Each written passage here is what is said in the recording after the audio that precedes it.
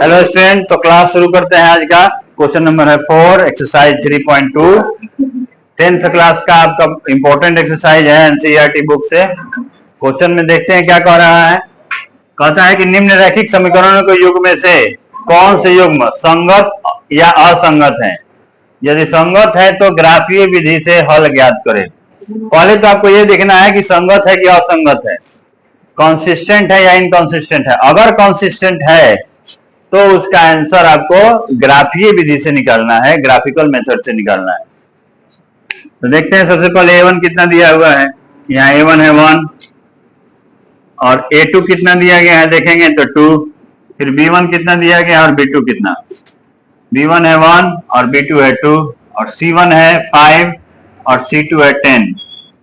जब a1 by a2 निकालेंगे तो आएगा 1/2। b1 बाई b2 निकालेंगे तो वह भी आएगा 1/2 और c1 बाई c2 निकालेंगे तो यह भी आ गया 1/2।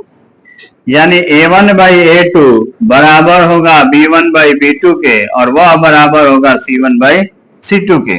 जब तीनों आपस में बराबर है इसलिए यह संगत होगा, और जब संगत होगा तो इसको ग्राफिकल मेथड से हम लोग प्रूव करेंगे।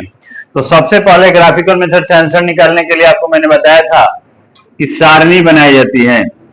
तो x plus y equal to 5 के लिए सारणी बनाएंगे हम लोग सबसे पहले। यहाँ x ये y हो जाएगा, एक बार 1 रखेंगे एक बार 2 रखेंगे। 1 प्लस वाई इक्वल टू 5 यानी y equal to 5 minus 1, y का वैल्यू आ जाएगा 4। एक बार 2 रखेंगे तो 2 प्लस वाई इक्वल टू 5 यानी y इक्वल टू 5 माइनस 2, तो y का वैल्यू आ जाएगा 3। एक तो सारणी हमारी कंप्लीट हो गई। दूसरा सारणी बनेगा 2x plus 2y equal to 10 के लिए सारणी।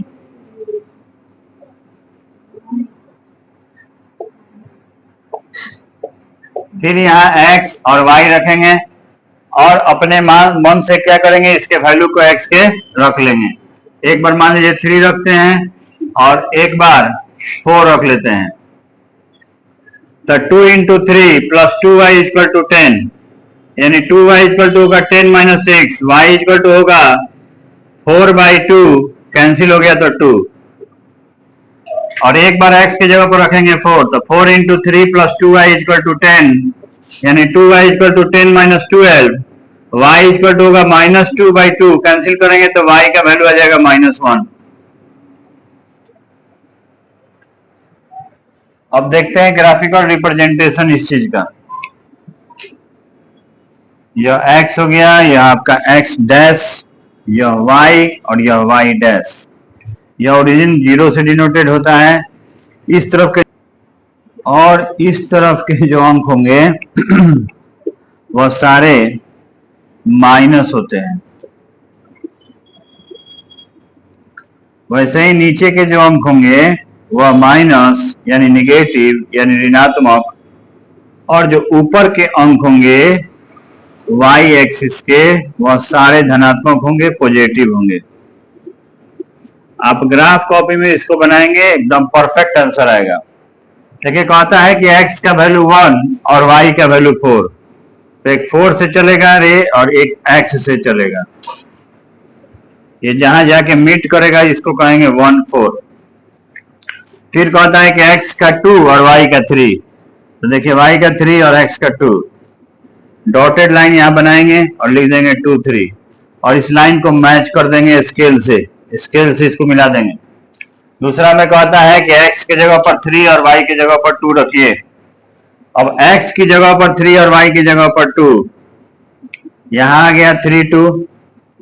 दूसरा कहता है कि x की जगह पर 4 और y की जगह पर 1, यहां आएगा।